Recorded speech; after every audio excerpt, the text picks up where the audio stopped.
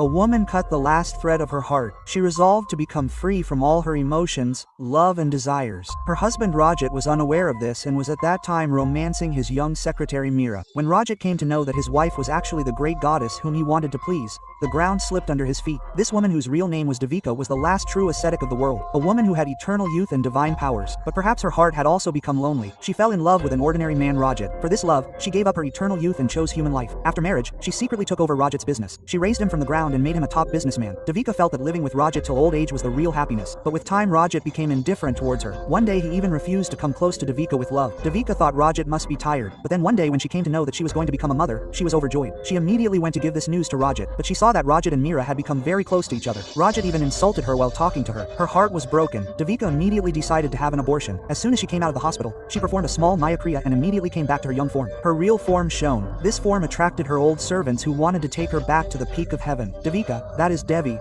was going to return to her real form once again. Her servants said, "Mother, we are organizing a grand reception for you after 7 days." Devika smiled and said yes and decided that these 7 days would be the last time of her earthly relations. She again took the form of an old woman and returned home. Rajat also came to know that Devi was coming back. His intention was to have a relationship with that Devi. He told Devika, who was his wife, "I have heard that Devi likes alcohol a lot and you never get drunk. Would you like to drink with Devi at the party?" Devika held back her laughter and said, "I am ready to drink for you, and that day I will have a surprise for you too." The next day Devika went to a designer store and seeing Rajat for the first time, she started buying an expensive dress from the credit card. But the cashier said, "Madam, there is no money in the card." Devika was shocked. 10 years ago Rajat had promised to put money on that card every month, but now she could not buy even a single dress, and when she was feeling sad, she saw Rajat and Meera coming to the store. Devika secretly hid in the trial room and then saw that Rajat had shopped for lakhs of rupees for Meera without thinking. She felt a sharp pain in her heart. She remembered that on the wedding anniversary Rajat had given her an apron worth just 19 rupees.